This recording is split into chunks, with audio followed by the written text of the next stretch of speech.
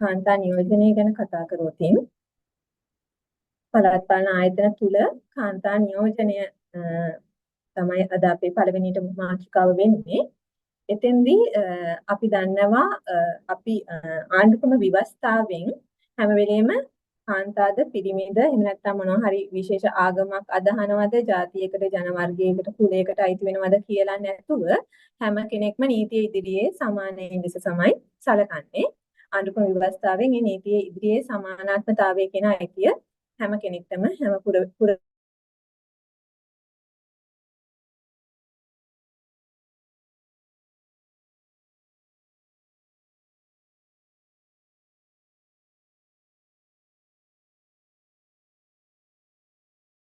වෙනුවෙන් විශේෂ නීති විධිවිධාන සලස්වන්න විශේෂ විධිවිධාන සලස්වන්න බාධාවක් නැහැ කියලා. එතකොට අන්න ඒ නෛතික පදනම මත ගිහිල්ලා තමයි අපිට කාන්තා නියෝජනයේ සම්බන්ධයෙන් විශේෂ අවස්ථා හිමි වෙන්නේ. එතකොට ගායත්‍රි ඔබ මුලින්ම අහුවා අපිට දැන් ගැටලුවක් තියෙනවා මැතිවරණ සඳහා ඉදිරිපත් වීම සම්බන්ධයෙන් කාන්තා නියෝජනයේ කාන්තාවන්ට මැතිවරණ සඳහා ඉදිරිපත් වෙන්න තියෙන අවස්ථාව 100%ක් තියෙනවාද කියලා. ඒකට මෙහෙම උත්තරයක් දීලා අපි මේ වැඩසටහන පටන් ගමු ආරම්භයක් විදියට. 100%ක් නැහැ. නමුත් පළාත් පාලන ආයතන සුද 125ක අවස්ථාවක් දැන් වෙනකොට තියෙනවා. එතකොට මේ කාන්තාවන් සඳහා පළාත් පාලන ආයතන මට්ටමින් 125ක නියෝජනය තහවුරු වෙන්නේ 2017 අංක 16 දරන පළාත් පාලන ආයතන ඡන්ද විමසීම් සංශෝධන පනතෙන් සංශෝධනය වුණා පළාත් පාලන ආයතන ඡන්ද විමසීම් ආඥා පනත. එතෙන්දී මූලික වශයෙන්ම මැතිවරණ කොමිෂන් සභාව අනෙකුත් බලපෑම් කණ්ඩායම් සහ නීති සම්පාදකයන් හඳුනගත්තා ලංකාවේ කාන්තාවන් දේශපාලනයට සම්බන්ධ වෙන්න තියෙන අවස්ථාව ඊටම අවස්ථාව කියන්නේ අවස්ථාවක් තිබ්බත් සහභාගී වීම ඊටම අඩුයි කියන එක.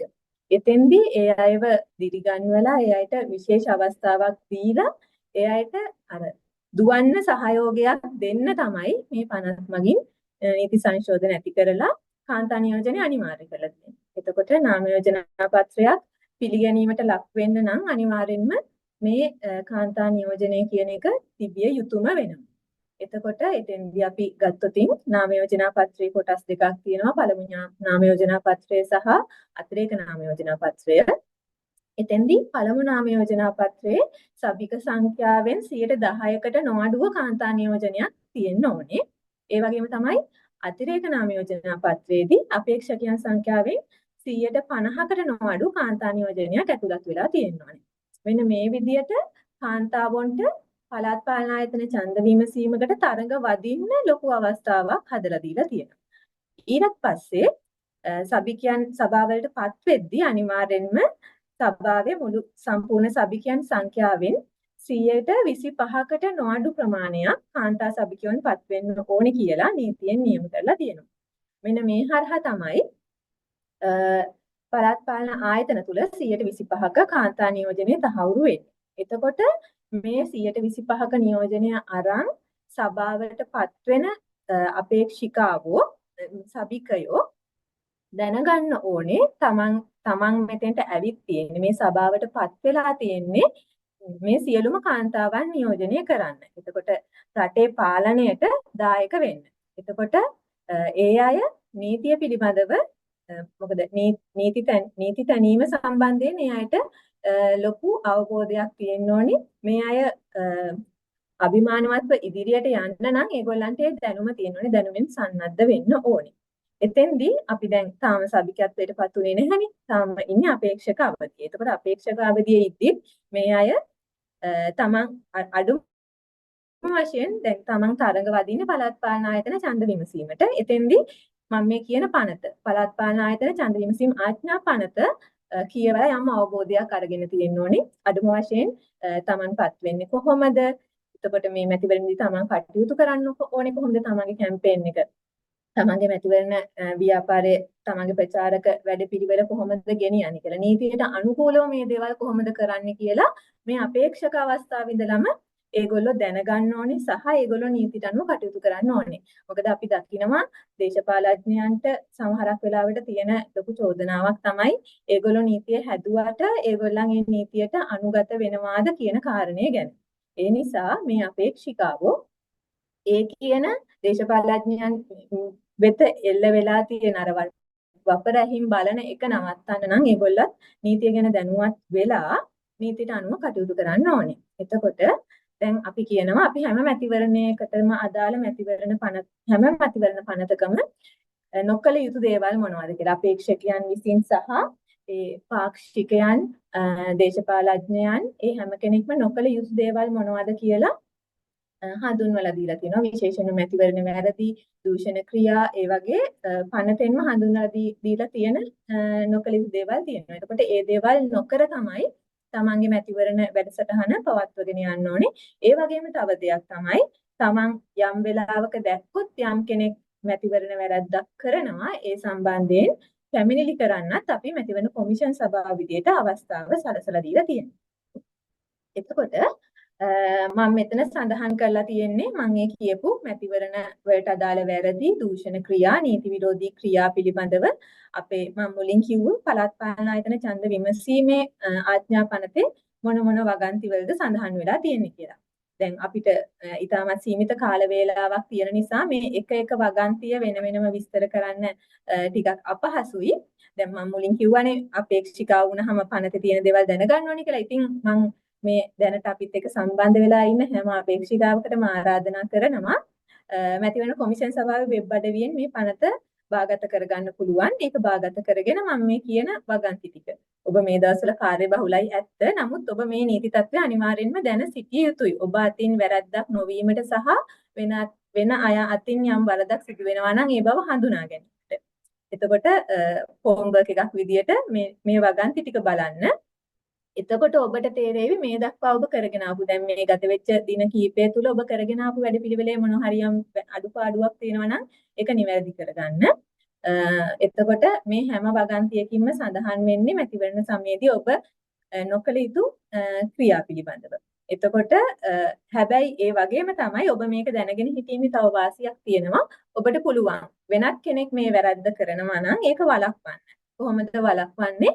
ඒක ඒ අදාළ ආයතන වලට මැතිවරණ කොමිෂන් සභාවට පොලිසියට වගේ අදාළ බලධාරී ආයතන වලට දැනුවත් කරලා ඔබට පුළුවන් මේ වෙන වැරදි වළක්වන්න. මොකද මේ විදිහට මේ නීති තත්ත්වයන් සකස් කරලා තියෙන්නේ හැම අපේක්ෂකයෙක්ටම අපේක්ෂිකාවකටම සමාන භූමියක ඉඳලා තරඟ කරන්න අවස්ථාව දෙන්න ඕන නිසා. එතකොට දැන් අපි මුලින් කිව්වා කාන්තාවන්ට 125ක නියෝජනයක් සඳහා අවස්ථාව සලසලා දීලා තියෙනවා. නමුත් එතනින් එහාට පනත එතනින් එහාට තියෙන හැම දෙයක්ම හැමෝටම සමානයි. කාන්තාවක්ද පුරුෂයෙක්ද කියලා නැහැ. මේ වැරද්දක් කරෝතින් ඒක කාන්තාවක්ද පුරුෂයෙක්ද කියලා නැහැ. හැමෝටම එකම සමාන විදියට වර්ධිකාරත්වයට ලක් වෙන්න වෙනවා සහ දඬුවම් වලට ලක් වෙන්න වෙනවා. එතකොට ඔබට මේ පැමිණිලි කිරීමේ ක්‍රියාවලිය පහසු කරන්න තමයි මැතිවරණ කොමිෂන් සභාව පරිගණක යෙදවීමක් හඳුන්වලා දීලා තියෙන්නේ. එතකොට ඒ හරහා ඔබට පුළුවන් මේ දකින නීති උල්ලංඝනය කිරීම පිළිබඳව කොමිෂන් සභාවට ඉතාම ඉක්මනින් ඡායාරූප සහිතව වීඩියෝ සහිතව දැනුවත් කරන්න. එයින් පස්සේ මැතිවරණ කොමිෂන් සභාව ඒ සම්බන්ධයෙන් ඉදිරි පියවර ගන්නවා. එතකොට කොහොමද ඔබ මේ පැමිණිලි කරන්න ඕනේ කොහොමද මේ පරිගණක යෙදුම භාවිතා කරන්න කියන කාරණේ පිළිබඳව අපි මෙතන ඉඳලා කතා කරනවා. ඉතින් ඒ සම්බන්ධයෙන් කතා කරන්න අපේ තොරතුරු තාක්ෂණ සහකාර අධ්‍යක්ෂකතුමාට අවස්ථාව ලබා දෙමින්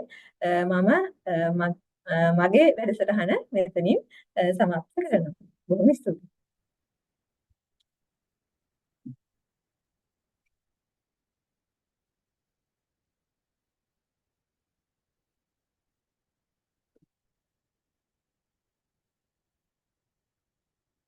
ස්තුතියි සහකරන කම්සස්තුමනි මුලින්ම ස්තුතිවන්ත වෙනවා IFPS ආයතනයට සහ මේ අවස්ථාවට සම්බන්ධ වෙලා ඉන්න සියලුම ඡන්ද අපේක්ෂකවන්ට මේ වැඩසටහන සහභාගී සම්බන්ධව. ඉතින් අර කලින් කිව්වා වගේ මැතිවරණ කාලය තුලදී ප්‍රශ්න ඇති වෙන්න පුළුවන්. ඉතින් ඒක අපිට වළක්වන්න බෑ. ඉතින් ඒ සඳහා තමයි අපි මැතිවරණ කොමිෂන් සභාව හඳුන්වා දීලා තියෙන්නේ මැතිවරණ පැමිණිලි කළමනාකරන ඒකකයක්. ඉතින් මේ ඒකකය හරහා මේ අදාළ පැමිණිලි ලබාගෙන ඒ සඳහා අවශ්‍ය පියවර ගන්නවා. ඉතින් මුලින්ම මේ තිබූ වැඩසටහන සඳහා අපිට අවශ්‍ය වුණා පරිගණක පද්ධතියක් හඳුන්වලා දෙන්න. ඉතින් මේ පරිගණක පද්ධතිය හඳුන්වා දෙද්දී අපි මුලින්ම මැතිවරණ කොමිෂන් සභාවත් පොලිසියත් සහ ඊට අමතරව නිරීක්ෂණ සංවිධානත් එකතු වෙලා තමයි අපි මේ පද්ධතියක් සකස් කරේ.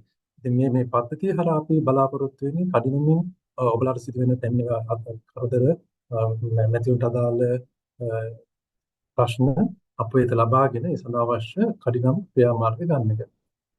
එතකොට මේ පද්ධතිය සකස් කිරීමේදී අපි ආපු ගමන් මාර්ගය ගත්තම අපි දැන් අවුරුදු 2කට කලින් වගේ තමයි මේ වැඩසටහන පටන් ගත්තේ. මුලින්ම අපි දිස්ත්‍රික් පැමිණිලි මධ්‍යස්ථානය කියන්නේ සෑම දිස්ත්‍රික්කයකම තියෙනවා මැතිවරණ පැමිණිලි කළමනාකරණය සඳහා පිළිතුරු සම්බන්ධීකරණ ඒකකයක්. එතකොට ඕගලන්ට තියෙන ඕන ප්‍රශ්නයක් ඒ තැනට ගිහිල්ලා යොමු කරන්න පුළුවන්. එතකොට කඩිනමින් පියවර ගන්නවා. ඉතින් මුලින්ම අපි කරේ මේ සියලුම දිස්ත්‍රික්ක වල තියෙන සියලුම පැමිණිලි එකක ඒකාබද්ධ කරලා තනි පද්ධතියකට ගත්තා. එතකොට අපිට ලැබෙන පැමිණිලි ප්‍රධාන කාර්යයට ලැබෙන පැමිණිලි අදාළ දිස්ත්‍රික්කයට යොමු කරන්න පුළුවන්. දිස්ත්‍රික්කයට ලැබෙන පැමිණිලි වෙනත් දිස්ත්‍රික්කයකට යොමු කරන්න පුළුවන්. එහෙම නැත්නම් ප්‍රධාන කාර්යාලයට යොමු කරන්න පුළුවන්. ඉතින් මේ පළවෙනි පීරියඩයට අපි අපේ පද්ධතියේ ඒ සකස් කරා. ඊළඟ දෙවෙනි අධීරයට ගියාම අපි පොලිස් ස්ථාන කියන්නේ පොලිස් ඩිවිෂන් 45ක් තියෙන ලංකාවේ 45 සම්බන්ධ කරගත්තා දෙවෙනි අධීරයේ. එතකොට අපිට අපේ දිස්ත්‍රික් පැමිණිලි මධ්‍යස්ථානට ලැබෙන පැමිණිලි හෝ ප්‍රධාන කාර්යාලයට ලැබෙන පැමිණිලි කෙලින්ම මේ පොලිස් කොට්ටාශ වෙත යොමු කරන්න හැකියාව ලැබුණා. මේ පොලිස් කොට්ටාස හරහා අදාළ පොලිස් ස්ථාන වෙතම මේ පැමිණිල්ල යොමු කරන්න අපිට හැකියාව ලැබුණා. ඉතින් එතනින් ඉදිරියට තව එක් පියවරක් අපි මේ මැතිවරණයේදී තබනවා. ඒක තමයි අර මුලින් කිව්වා වගේ ETR ජංගම විදුම අපි හඳුන්වා දෙන්න බලාපොරොත්තු වෙන එක හඳුන්වා දුන්නා. ඉතින් ඒ සඳහා මම හිතන්නේ ඉදිරියේදී අපි දැනුවත් කරනවා කොහොමද ඒක භාවිතා කරන්නේ, කොහොමද ඒක හරහා ඔයගොල්ලන්ට තියෙන ගැටලු අපිට යොමු කරන්නේ කියන එක. ඉතින් ඊළඟ අධීරයට අපි ඉස්සරහට ගියාම අපි බලාපොරොත්තු වෙනවා ඔයගොල්ලන් දන්නවා අපි දැන් ජීවත් වෙන්නේ 4 වෙනි ඉන්ඩස්ට්‍රියල් රිවොලුෂන් කියන එක. ඉතින් ඒකෙදී ප්‍රධානම දේ තමයි මේ ඩේටා සහ AI. ඉතින් ඒවා භාවිතලා කරලා කොහොමද මේ ඇති වෙන්න පුළුවන් ගැටලු අඩු කරගන්නේ කටයුතු කරන්න කියන තැනට අපි ඉදිරියේදී යන්න බලාපොරොත්තු වෙනවා. එතකොට මුලින්ම මම පැහැදිලි කරන්න මේ ක්‍රියාවලිය කියන්නේ මොකක්ද මෙතන වෙන්නේ කියන එක අපි දැනගෙන ඉන්න ඕනි අපේක්ෂිතවන් සහ සාමාන්‍ය ජනතාවට. ඒතර ඔයගලන්ට සිදුවන ඕනෑම මැතිවරණයට අදාළ ප්‍රශ්නයක්. ඒ කියන්නේ නීතිුංගල් උල්ලංඝනය කිරීම අපිට යොමු කරන්න පුළුවන් ක්‍රම දෙකකට. එකක් තමයි ඔයගලන්ට සාමාන්‍ය ආකාරයට SMS එකකින් හරි කෝල් එකක් දීලා හරි ටැක්ස් කරලා හරි අපේ EDR මධ්‍යස්ථානට මම කලින් කිව්ව දිස්ත්‍රික්ක වල පිළිපදලා තියෙන EDR මධ්‍යස්ථාන වලට කෙලින් යොමු කරන්න පුළුවන්. ඊට අමතරව අපි දැන් මෙවර අපේ මේ ජංගම යෙදුම හරහා ඕගොල්ලන්ට කෙලින්ම යෙදුම හරහා අපිට අදාළ දිස්ත්‍රික්කයට හෝ අපේ ප්‍රධාන කාර්යාලයට පැමිණිලි යොමු කරන්න පුළුවන්. ඒතකොට මේ පැමිණිලි අපිට ලැබුණාම ඒක ඒ සඳහා EDR ඔෆිසර් කියලා පුද්ගලෙක් ඉන්නවා මේ අපේ දිස්ත්‍රික් මධ්‍යස්ථානවල. එයා බලන මේ පැමිණිල්ල හරි පැමිණිල්ලක්ද මොන හරි අඩුපාඩු තියෙනවද ඇත්තටම වෙච්ච පැමිණිල්ලක් දෙයක්ද ඒක සොයා බලනවා. සොයා බලලා ඒක වෙරිෆයි කරනවා. ඒක වෙරිෆයි කරාට පස්සේ අපිට පුළුවන් කියන්නේ මැතිවරණ කොමිෂන් සඳහා අවශ්‍ය ක්‍රියාමාර්ග ගන්න පුළුවන් නම් ඒ ක්‍රියාමාර්ග ගන්නවා. එහෙම නැත්නම් මේ පැමිණිල්ලට පොලිසිය මැදිහත් වීමක් අවශ්‍ය නම් ඒ EDR මධ්‍යස්ථානයේ ඔෆිසර් විසින් ඒ පැමිණිල්ල අදාළ පොලිසිය වෙත යොමු කරනවා. එතකොට මේ පොලිස් ඩිවිෂන් වලට ගියාම පොලිස් ඩිවිෂන් එකෙන් මේ පැමිණිල්ල අදාළ පොලිස් ස්ථානයට යොමු කරනවා. පොලිස් ස්ථානයේ මගින් ඊට අදාළ ක්‍රියාමාර්ග ගන්නවා. එතකොට ඊට අදාළ ක්‍රියාමාර්ග ගත්තට පස්සේ නැවත මේ පැමිණිල්ලට අදාළ ක්‍රියාමාර්ග මැතිවරණ අපේ පැමිණිලි මධ්‍යස්ථාන දිස්ත්‍රික්ක වල තියෙන පැමිණිලි මධ්‍යස්ථාන වලට බලා ගන්න පුළුවන් මොකද්ද මේ පැමිණිල්ලට කරලා තියෙන්නේ, මේකට අවශ්‍ය ක්‍රියාමාර්ගය ආරම්භ නැද්ද කියන එක අපිට ඉතා පැහැදිලිව බලා ගන්න පුළුවන් සහ ඉතා ඉක්මනින් අපිට ඒ සඳහා ක්‍රියාත්මක වෙන්න පුළුවන්. එතකොට සමහර පැමිණිලි තියෙනවා පොලිසියට ගියාම එතනින් ඉවර වෙන්නේ අපිට නීති පියවර ගන්න වෙනවා. ඒ සඳහා ඒකට අධිකරණය වෙත යන්න. අධිකරණය වෙත ගියාම ඒවා මේ පද්ධතිය හරහා අපිට බලා ගන්න පුළුවන් මොන පද්ධතියකද තියෙන්නේ කියලා. ඉතින් මේක තමයි මේ මැතිවරණ ක්‍රියාවලියට අදාළව අපි හඳුන්වා දීලා තියෙන EDR පද්ධතිය. සම්පූර්ණ පද්ධති ක්‍රියාවලිය තමයි මේක. ඉතින් මේක හරහා අපි බලාපොරොත්තු වෙන එක කඩිනමින් මේ අපේ සිදුවන පැමිණිලි වලට ක්‍රියා කිරීම. ඒ වගේ මේ පැමිණිලි අපි හරියට සකස් අපි ලිඛිතව අපි ගබඩා කරලා තබා ගැනීම සහ අපි මේ ගැටලුවක් සඳහා ගත වන කාලය අඩු කරගන්න එක තමයි මේ පද්ධතිය ආරම්භය. කොට අපි කලින් කිව්වා වගේ මේ මැතිවරණයේදී අපි හඳුන්වලා දුන්නා මෘදුකාංගයක්. ඒක මෘදුකාංගයේ හඳුන්වලා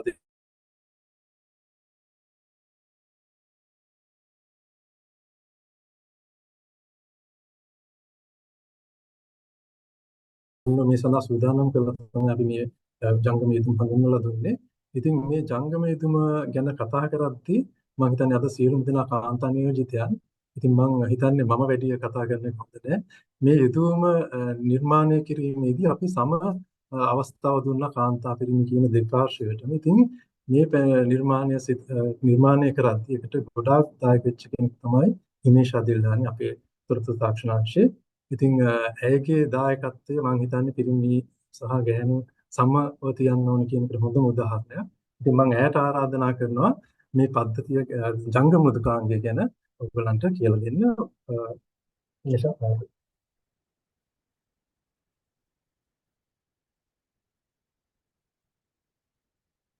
බොහොම ස්තුතියි සහකාර අධ්‍යක්ෂකතුමන්ට සුබ සන්ධ්‍යාවක් කියලා ප්‍රාර්ථනා කරනවා සියලු දෙනාටම. සහකාර අධ්‍යක්ෂකතුමන් පැහැදිලි කරපු විදිහට අපි EDR පද්ධතිය ගිය මැතිවරණ කාලය තුළදීම ක්‍රියාවට නැංගුවා. අපිට ඒකෙදි හැඟුණු මූලික අවශ්‍යතාවයක් තමයි මැතිවරණ ක්‍රියාවලිය තුළදී යම්කිසි පැමිණිල්ලක් හරි ඉල්ලීමක් හරි ඉදිරිපත් කරන්න එක්කෝ අපේ ප්‍රධාන කාර්යාලයට පැමිණෙන්න ඕනි. එහෙම නැත්නම් දිස්ත්‍රික්ක කාර්යාලවලට යන්න ඕනි. එහෙමත් නැත්නම් SMS එකක් හරි, ෆැක්ස් හරි, ඊමේල් හරි ආකාරයෙන් තමයි අපිට පැමිණිලි ඉදිරිපත් කරන්න පුළුවන්. නමුත් මේ වගේ තත්ත්වයන් වලදී පැමිණිලි ඉදිරිපත් කරපු කෙනාට නැවත මේකේ ප්‍රගතිය දැනගන්න පුළුවන් විදියක් තිබුණේ නැහැ.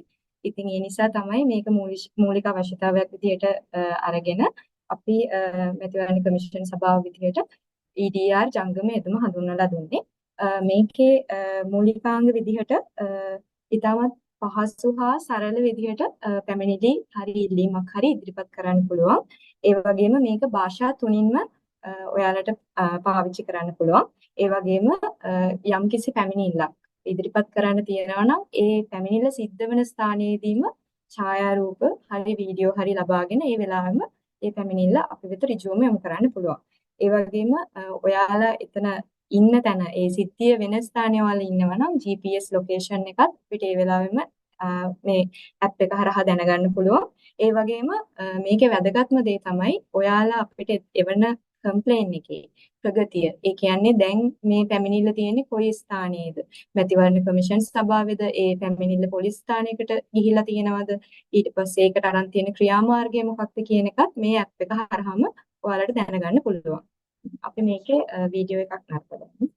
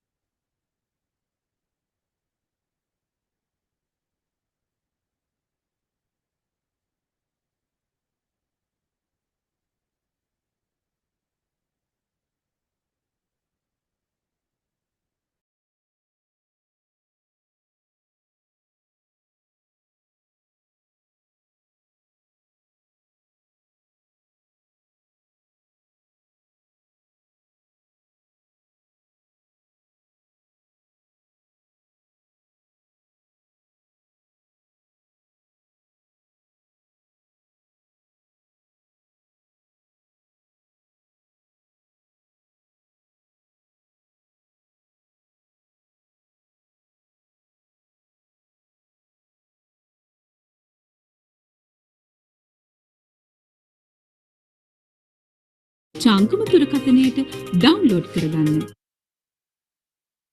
මැතිවරණ කොමිෂන් සභාවේ තවත් එක් ඉදිරි පියවරක්. මැතිවරණ ආරවුල් නිරාකරණ ජංගම යෙදුම. සරල හා පහසු අයුරින් EDR ඇප් එක හරහා මැතිවරණ කොමිෂන් සභාව වෙත පැමිණිලි හා ඉල්ලීම් ඍජුවම යොමු කරන්න දැන් ඔබටත් පුළුවන්.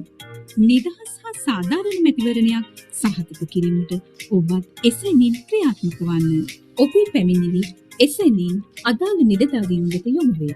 ECDR app එක පහසුවෙන් වේගවත්ව භාවිතා කළ හැකි විශ්වසනීයත්වය සුරකින ජංගම යෙදමකි. ඔබගේ පැමිණිල්ලට අදාළ තත්කාලීන තොරතුරු EDR app එක හරහා ඔබටම නිරීක්ෂණය කළ හැක. අදම EDR app එක ඔබගේ ජංගම දුරකථනයට ඩවුන්ලෝඩ් කරගන්න. නිදහස් හා සාධාරණ මැතිවරණයක් පැවැත්වීමට ඔබේ දායකත්වය අප ගෞරවයෙන් අපේක්ෂා කරමු.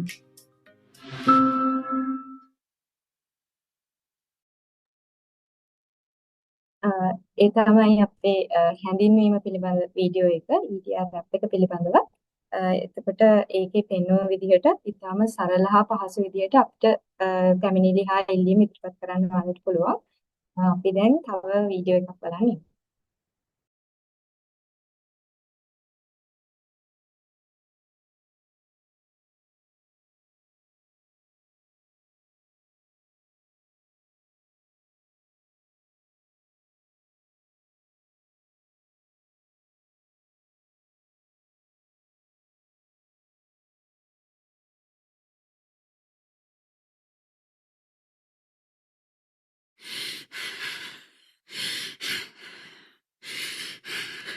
ඡන්දෙ එල්ලන් ගින් සමාජ මාධ්‍ය වලින් මඩ ගහලාද?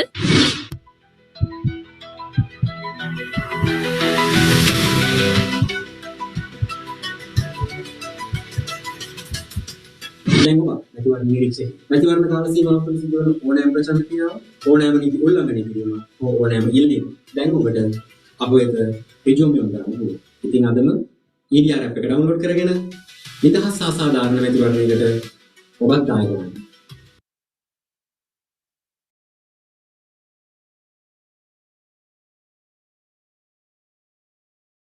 මැතිවරණ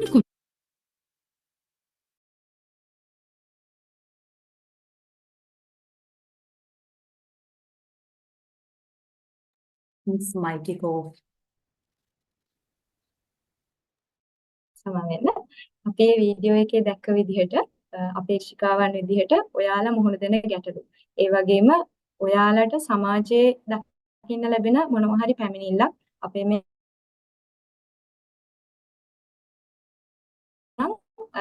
පැමිණිලි සහ ඉල්ලීම් කියද්දි මොන වගේ දේවල්ද අපි වෙත ඉදිරිපත් කරන්න පුළුවන් කියලා.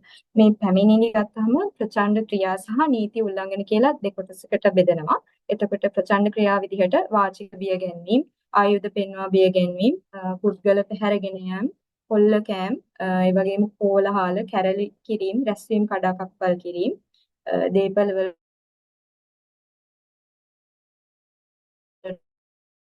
හානි, දේපල පැහැර ගැනීම වෙන විදිහට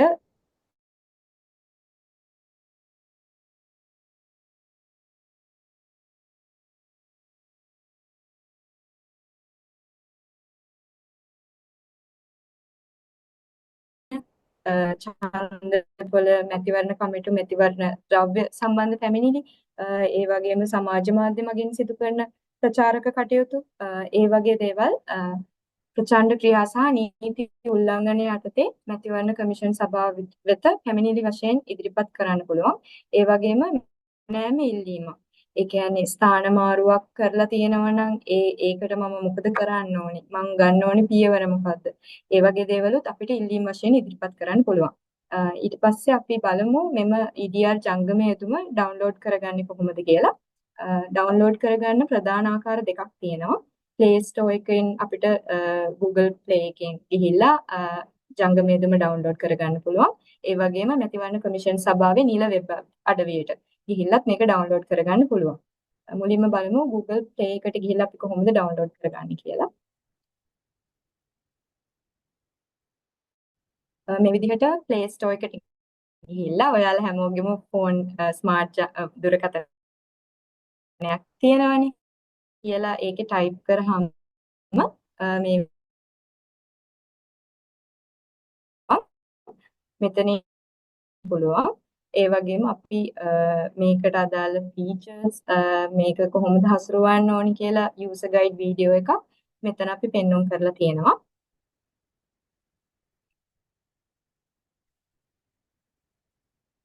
ඒ වගේම අපේ නිල වෙබ් අඩවිය ඉලෙක්ෂන් කමිෂන් එකේ නිල වෙබ් අඩවිය elections.gov.lk කියන නිල වෙබ් අඩවියට යන්න ඕනේ. ඊට පස්සේ මෙතන කැමති බවක් තෝරගන්න පුළුවන්.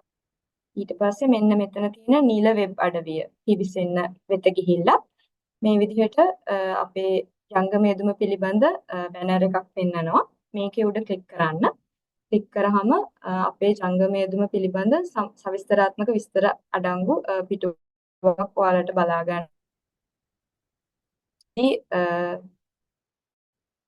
user guide video එක මේකේ features මොනවද? ඊට පස්සේ මේක download කරන්නේ කොහොමද කියලා මෙතනින් බලා ගන්න පුළුවන්. මේ QR code එක scan කරලා download කරගන්න පුළුවන්. නැත්නම් Google Play කරාම download කරගන්න පුළුවන්. ඒ වගේම කෙලින්ම මේ web අඩවියට පිවිසුනහම මෙතන download app කියලා තියෙනවා. එතනින් ගිහිල්ලා EDR යෙදුම download කරගන්න පුළුවන්.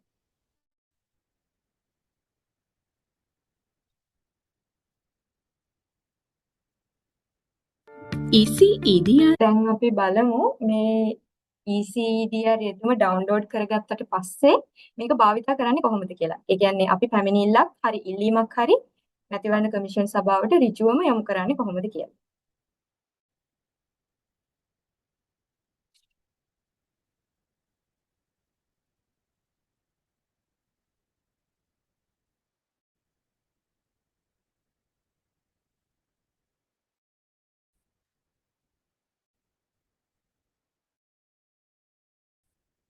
ECEDR යෙදුන කොමිෂන් සභාව වෙත පැමිණිල්ලක් වූ ඉල්ලීමක් යොමු කරන ආකාරය. ඒ සඳහා පළමුව ඔබට පහසු භාෂාව තෝරාගන්න. ආරම්භ කිරීම සඳහා ලියාපදිංචි වන්න මත ක්ලික් කර ඔබගේ පරිශීලක නාමය, දුරකථන අංකය, ජාතික හැඳුනුම්පත් අංකය, මුරපදය ඇතුළත් කර ලියාපදිංචි වන්න.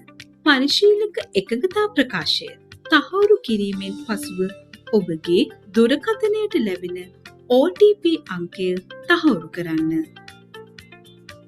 සුපපැතුම් ඔබ සාර්ථකව ලියාපදිංචි වී ඇත.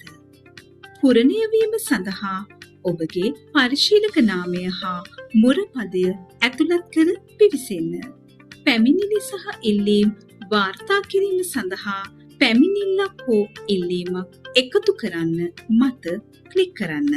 පැමිණිලි අංශය තෝරාගන්න. කැමරා අයිකනය මත ක්ලික් කර අවශ්‍ය ඡායාරූප වීඩියෝ තෝරා උඩුගත කරන්න. ඉන්පසු GPS ස්ථානය මත ක්ලික් කරන්න. සිද්ධිය වූ ස්ථානය ඇතුළත් කරන්න. දිස්ත්‍රික්කය තෝරන්න.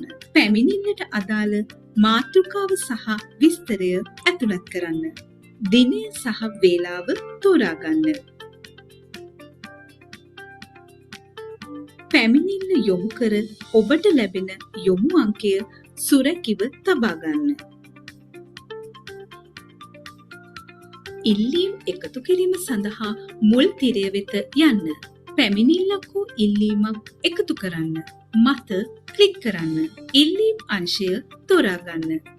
ඉල්ලීමට අදාළ මාතෘකාව සහ විස්තරය ඇතුළත් කරන්න. ඉල්ලීමේ දිනය තෝරාගන්න. අවශ්‍ය ලේඛනවල ඡායාරූප ඇතුළත් කරන්න. ඉල්ලීම යොමු කර ඔබට ලැබෙන යොමු අංකය සුරැකිව තබා ගන්න. ඔබ ඇතුළත් කර පැමිණිල්ලේ හෝ ඉල්ලීමේ ප්‍රගතිය පරීක්ෂා කිරීම. මුල් තිරය වෙත යන්න.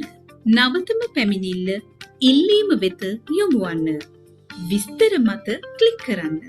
ඔබ ඇතුළත් කරන ලද පැමිණිල්ලේ හෝ ඉල්ලීමේ තත්කාලීන ප්‍රගතිය සවිස්තරාත්මක තොරතුරු සමග මෙහිදී දැකගත හැකිය. ඔබ විසින් මීට පෙර ඇතුළත් කරන ලද පැමිණිලි හා ඉල්ලීම් පරීක්ෂා කිරීම සඳහා පෙර පැමිණිලි අංශය තෝරාගන්න. ඔබ මීට පෙර ඉදිරිපත් කරන ලද සියලුම පැමිණිලි හා ඉල්ලීම් වත්මන් තත්ත්වය සමග දැකගත හැකිය. සැකසුම් අංශය තෝරා ගැනීම තුළින් ඔබට අවශ්‍ය ඕනෑම විටක භාෂාව වෙනස් කළ හැකිය. සැකසුම් අංශයේ සඳහන් උදව් මත ක්ලික් කිරීම තුළින් පැමිණිලි හා ඉල්ලීම් ඇතුළත් කිරීම පිළිබඳව කෙටි උපදෙස් මාලාවක් දැකගත හැකිය. එමෙන්ම ඒ සඳහා සැකසූ වීඩියෝවක් සමග සවිස්තරාත්මක උපදෙස් මාලාවක්ද මෙහි ඇතුළත් වේ.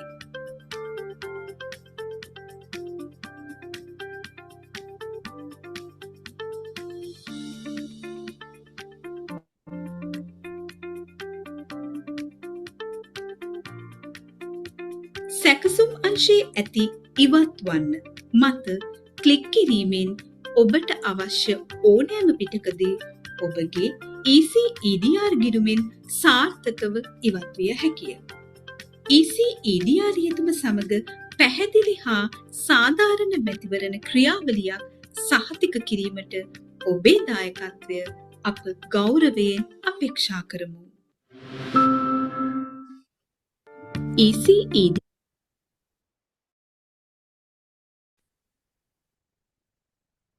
ඒ විදිහට තමයි අපේ EDR එකට පැමිණිල්ලක් ඍජුවම යොමු කරන්න ඕනේ. මම අවසාන වශයෙන් පැහැදිලි කරන්නම් අපේක්ෂිකාවක් විදිහට ඔයාලට වෙන මොනවා හරි පැමිණිල්ලක් හරි එහෙම නැත්නම් ඔයාලත් සමාජය තුළ දකින මොනවා හරි ඡන්දයට අදාළ පැමිණිල්ලක් හරි අපිට යොමු කරාට පස්සේ මේකට ගන්න ක්‍රියාමාර්ගය ඔයාලට ප්‍රගතිය දැනගන්නේ කොහොමද කියලා. මුලින්ම මේ ඇප් එක හරහා එවන පැමිණිලි අපි ප්‍රධාන කාර්යාලය මගින් අදාළ දිස්ත්‍රික් මැතිවරණ කාර්යාලයට කෙලින්ම යොමු කරනවා. ඊට පස්සේ එම පැමිණිල්ල පොලිස් ස්ථානයකට යවන්න ඕන නම් අපි ඉලෙක්ෂන් කමිෂන් එක හරහාම ඇප් එක මගින්ම ඒක පොලිස් ස්ථානයට යොමු කරනවා. ඊට පස්සේ පොලිස් ස්ථානය මගින් ඒකට ගන්න ක්‍රියාමාර්ගය මේ EDR ඇප් එක හරහාම ඒ වෙලාවෙම ස්ටේටස් එකක් විදිහට ඔයාලට අර පෙන්නුව තැනින් බලා ගන්න පුළුවන්. දැනට මේක කොතනද තියෙන්නේ මේකට මොකක්ද සිද්ධ වෙලා තියෙන්නේ කියලා සම්පූර්ණ ප්‍රගතියම බලා ගන්න පුළුවන්. මේ විදිහට තමයි මේ ඇප් එක ක්‍රියාත්මක වෙන්නේ. ඉතින් වෙනදට වැඩිය ඉතාමත් පහසුවෙන් සහ ඉක්මන් ක්‍රියාමාර්ගයක් තමන් කරපු පැමිණිල්ලට ලැබිලා තියෙනවද කියලා ඇප් එක හරහා ඉක්මනින්ම ඔයාලට දැනගන්න පුළුවන්. මම ඉතින් හැමෝටම ආරාධනා කරනවා අපේක්ෂිකාවක් විදිහට දැන් මේ ස්ක්‍රීන් එකේ ඔයාලට පෙන්නලා තියෙන QR කෝඩ් එක ස්කෑන් කරලා ඔයාලගේ ස්මාර්ට් ෆෝන් එකට නැත්නම් ජංගම දුරකථනයට අපේ ඇප් එක ඩවුන්ලෝඩ් කරගන්න කියලා නිදහස් හා සාධාරණ මැතිවරණයක් කරන්න අපි හැමෝටම උපකාර වෙන්න කියලා. බොහොම ස්තුතියි ගැත්‍රිස්. බොහොම ස්තුතියි මිස්. ඉතින් මේ මොහොත වෙන් වෙන්නේ කාට හරි මොකක් හරි ගැටලුවක් තියෙනවා නම් අපිට පුළුවන් මේ වෙලාවේ මැතිවරණ කොමිෂන් සභාවේ අපේ නිලධාරී මහත්මයා මහත්මීන් ඉන්නවා. ඔබට පුළුවන් මේ වෙලාවේ ඔබේ මයික් එක ඔන් කරලා ඔවුන්ගෙන් ගැටලුවක් මොන හරි තියෙනවා නම් විමසන්න.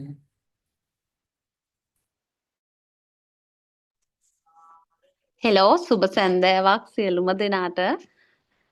මම ජායලින් මම දේවිකා තිසේරා හිටපු ප්‍රාදේශ සභා මන්ත්‍රීවරියක්. මට තියෙන ගැටලුව හෙලෝ සැහෙනවා. ඇහෙනවද?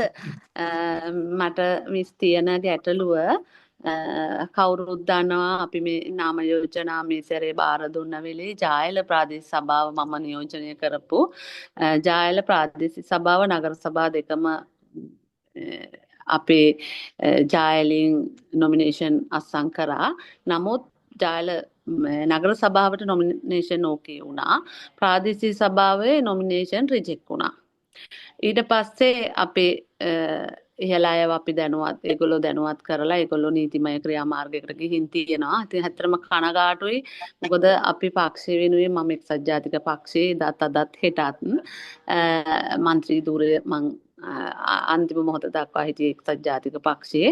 අපි ගොඩාක් කවුරුත් දන්නවා පක්ෂය වෙනුවෙන් පක්ෂය හැරදාලා හැමෝම යද්දි මොන ඒගොල්ලන්ට අපිට තිබුණ තාඩන පීඩන මැද්දෙත් අපිට කවුරුත් නැති වෙලෙත් අපි පක්ෂ වෙනුවෙන් හිටගත්තා.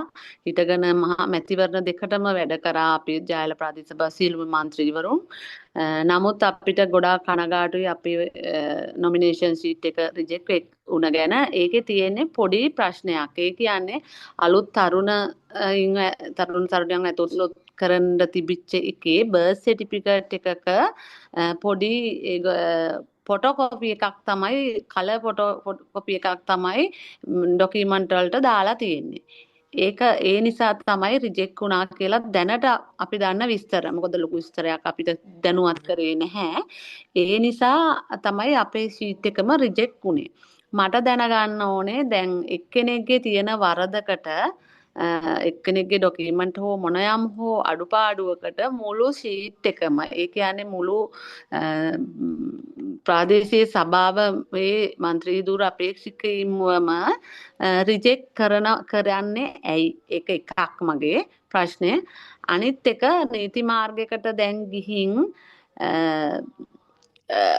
ගිය සතියේ සිකුරාදා 37කට කෝට් නියෝගයකින් හම්බුණා ඒගොල්ලන්ට නැවත ඉල්ලුම් කරන්න පුළුවන් කියලා. නමුත් අපිට ඒක තාම ලැබුණ නැහැ. අපේ උසාවියට දාලා තියෙනවා කියලා තමයි අපේ සිරිකොතෙන් අපිට දැනුවත් කරලා තියෙන්නේ. ශ්‍රේෂ්ඨාධිකරණයේ තමයි මේ නඩුව දාලා තිබිලා තියෙන්නේ වැරදීමකින් කියලා තමයි අපිව දැනුවත් කළේ. මහේස්ත්‍රාත් උසාවියේ තමයි හෙට ඒ කියන්නේ සඳුදා ඒක නඩුව කතා කරනවා කියලා නඩුව සපෝට් කරනවා කියලා තියෙනවා. ඒකෙන් අපිට සාධාරණයක් ලැබෙයිද? අපිට මේ මැතිවරණට දැන් ඉස්සරහ මයි 6නේ මැතිවරණය තියෙන්නේ. අපිට කාලය නැහැ. අපිට ප්‍රචාරයක් කටයුතු කරන්න අපි ගොඩාක් අසරණ තත්ත්වයකට පත් වෙලා ඉනවා. එක්කෙනෙක්ගේ වරදක් නිසා මුළු සියලු දෙනාම රිජෙක්ට් කරන එක සාධාරණද කියලා තමයි මට දැනගන්න ඕනේ. මම හිතන්නේ ඔබතුමියගේ ප්‍රශ්නෙට ස්තුතිවන්ත වෙනවා. සහ ඔබතුමියගේ ගැටලුව අපිට අවබෝධ වුණා. නමුත් මම හිතන්නේ මේ සම්බන්ධව මැතිවරණ කමිෂන් සභාව විසින් දැනුම් දීමක් කරයි. මොකද නඩු කටයුත්තක් මේ දිනවල පැවැත්වෙනවා. ඉතින් ඒකත් එක්ක මැතිවරණ කමිෂන් එක මගින් පැහැදිලි කිරීමක් නිවේදනයක් නිකුත් කරයි. ඉතින් අපි ඒ නිවේදනය නිකන් එමු කියලා තමයි මට මේ අවස්ථාවේදී ප්‍රකාශ කරන්න පුළුවන්. ඔව් ඒක හරි. බොහොම ස්තුතියි. නමුත් අර දැන් අනිත් අයට ඕකේ එක ලැබෙද්දි අපිට තාම ඇයි ප්‍රමාද කියන එක තමයි ඒක අපේ ඇත්තටම අර අපේ තියෙන බලාපොරොත්තුවත් එක්ක වෙන්න ඇති අපිට තියෙන පීඩනයත් එක්ක තමයි මේ ප්‍රශ්නේ යන්නේ. ඉතින් නැතුව මේක නීතිමය ගත්තොත් ඩොකියුමන්ට් හරියට ෆිල් කරලා නැති හෝ අවශ්‍ය ඩොකියුමන්ට් දාලා නැති නිසා වින්දති රිජෙක්ට් කරන්න නැත්තේ. නමුත් මට දැනගන්න තිබුණේ මැතිවරණ එකෙන් ඇයි එක්කෙනෙක්ගේ වරදකට සියලු අනික අපේක්ෂක සියලු දෙනාගේම අවස්ථාව ලැබෙන්නේ නැත්තේ කියන එක විතරයි මට දැනගන්න ඕනේ උනේ. ඒකම මට දැනගන්න අවශ්‍යයි මේක අනිත් අයට ලැබුණා වගේ අපිට ලැබෙයිද කියන එක. ඒක තමයි මම කියන නීතිමය කටයුත්තක් මේ දිනවල යනවා. ඉතින් ඒකත් එක්ක මැතිවරණ කමිෂන් සභාව විසින් නිවේදනයක් නිකුත් කරයි මොකද්ද කරන්න ඕන කියලා. ඉතින් එතකන් අපි හරියට මැතිවරණ කමිෂන් සභාවෙන් මේ නිවේදනය කරනකම්. බොහොම ස්තුතියි. බොහොම ස්තුතියි. ඔබතුමීට බොහොම ස්තුතියි. තවත් ගැටලු අවදී නම් මේ වෙලාවේ ඔබට අවස්ථාව තිබෙනවා විමසන්න. මම බොරලැස්ගමුව නගර සභාව නියෝජනය කරන අපේක්ෂිකාවක්.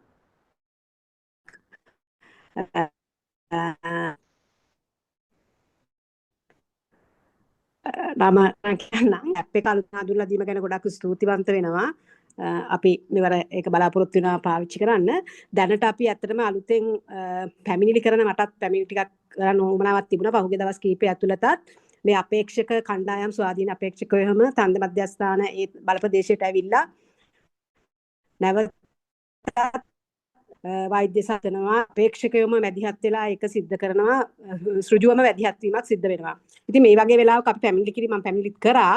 හැබැයි අපිට පුළුවන්කම තියනවාද දැන් ඇත්තටම අපිට අවදානමක් තියෙනවා කාන්තාව විදිහට මේවා වීඩියෝ කරලා ඒ රූපරාමු ලබාගෙන ඒ දේවල් කිරීමේ අවදානමක් තිබෙනවා කාන්තාවන්ට.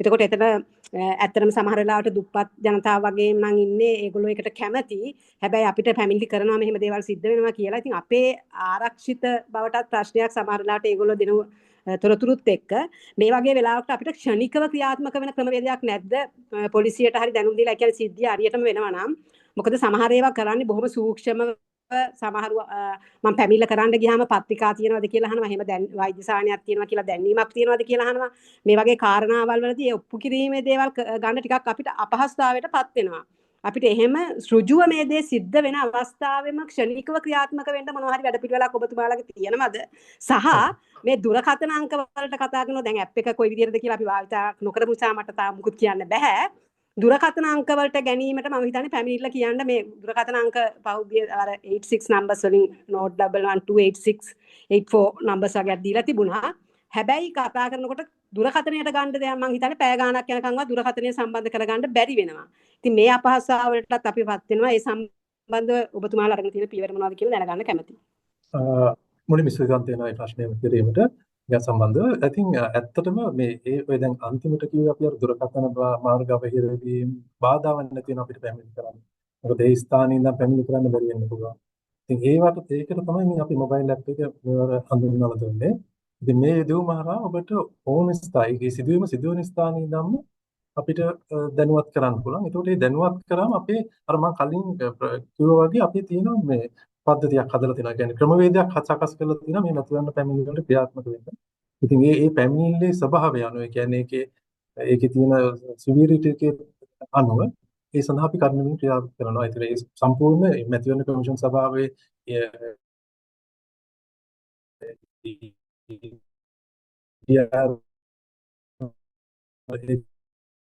පොලිස් ස්ථාන ඒකාබද්ධ වෙන්න විතර සොයන්තින් ඔබට තිබ්බ එක ප්‍රශ්නයක් තමයි අර දුරකථන මාර්ගවල තියෙනවා කියලා. එතකොට ඒ කියන්නේ අපිට අපිට කොහොමද පැමිණිල්ල ඉක්මනින් ලබලා දෙන්නේ කියන එක. ඒකට තමයි අපි මේ මොබයිල් ඇප් එක හඳුන්වලා දීලා තියෙන්නේ. ඉතින් ඒක භාවිතා කරන්න. ඒක භාවිතා කරලා පුළුවන් තරම් ඉක්මනට අපිට පැමිණිල්ල ලබලා දෙන්න. එතකොට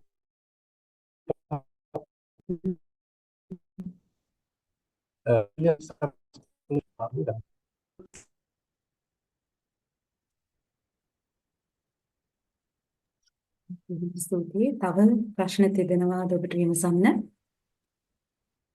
තිබෙනවා නම් අන්මියුට් කරලා පුළුවන් විමසන්න.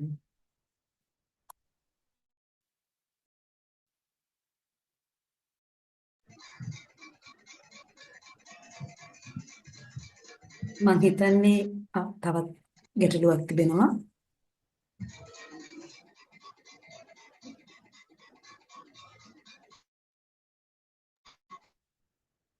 ඔබතුමීට පුළුවන් ඔබේ ගැටලුව නිලධාරී මහත්මියට ඉදිරිපත් කරන්න.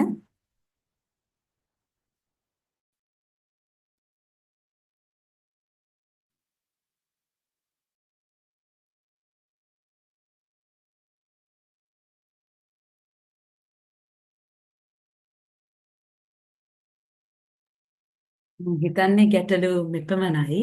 ඉතින් ඇත්තටම මේ EDR app එක ඔවුන් මැතිවරණ කොමිෂන් සභාව ඉදිරිපත් කිරීම මම හිතන්නේ ලංකාවේ මැතිවරණ සමයේ අපි ලැබපු විශාල ජයග්‍රහණයක් විදියට දැක ගන්න පුළුවන්. ඉතින් මම හිතනවා ඒක ඉස්සරහට අපි හැමෝටම ප්‍රයෝජනවත් වෙයි. මේ ලංකාවේ මැතිවරණ සමය ඇතුළතදී සිද්ධ වෙන පැමිණිලි වාර්තා කරන්න. ඉතින් අද දවසේ ඉතාමත්ම හරවත් වැඩසටහනක් අපේ මේ පාර මැතිවරණයට ඉදිරිපත් වන කාන්තා නායිකාවන් වෙනුවෙන් අපි ගෙනාවේ. සමහරක් පිරිසකට අද දවසේ සහභාගී වෙන්න බැරි වුණා කාලගුණයේ බලපෑම් තියෙන නිසා. ඉතින් ඔවුන්ට මේ වැඩසටහනේ රෙකෝඩින් එක ලබා දෙන්න අපි බලාපොරොත්තු වෙනවා.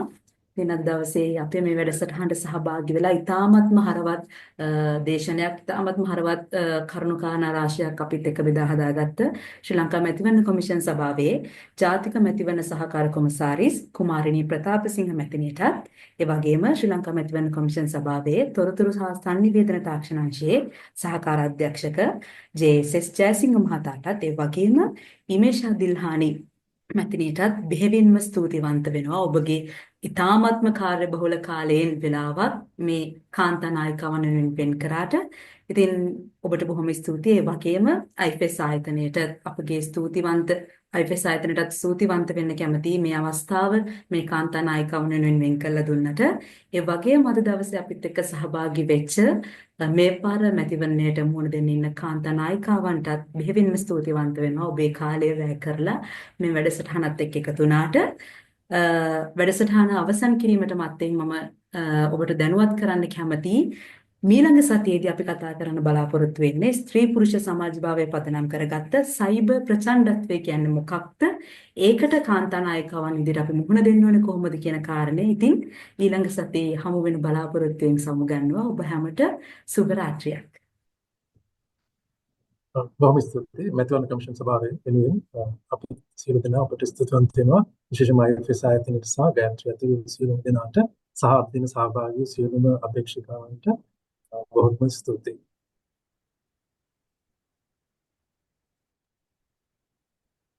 thank you ගයත්‍රි සම්බන්ධීකරණ කටයුතු සිදු කරාට සහ සියලු නිලධාරීන්ට බොහොම ස්තුතියි.